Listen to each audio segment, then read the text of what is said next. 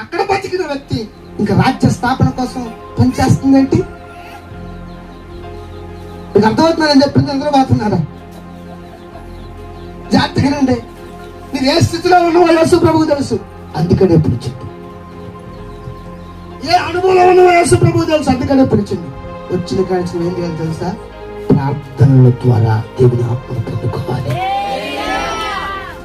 వాక్య క్రమం ద్వారా, ఉపదేశ క్రమం ద్వారా నీవు తిట్టుబాటు అవ్వాలి, నీలో ఉన్న పాపాలు పోవాలి.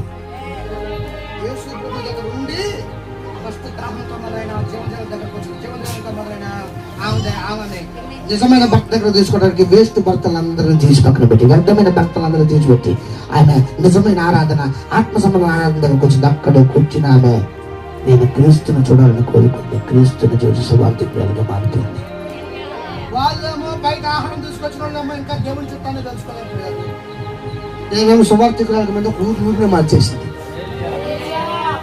అంటే నువ్వు దేవుని పాదాల దగ్గర కూర్చొని మరపెట్టే వ్యక్తులైతే నువ్వు కూర్చున్న ప్లేస్ లోనే దేవుడు నీకు ఆయన చిత్తాన్ని చూపించగలడు. ఒక నడిపింపులు నువ్వు ఉండగలిగితే, ఒక సహవాసులు ఉండగలిగితే, ఒక దేవుని మాటలు విని ఒక నడిపింపులు కనుక దేవుని సేవకుడు సమక్షంలో నువ్వు ఎదగలిగితే, స్తోత్రం చెప్పండి. దేవుడు నువ్వు కూర్చున్న ప్లేస్ లో, నువ్వు ఉన్న ప్లేస్ లోనే దేవుడు నీకు ఆయన చిత్తాన్ని తెలియపరచుకుని వాడుకోగలిగిన వాడు.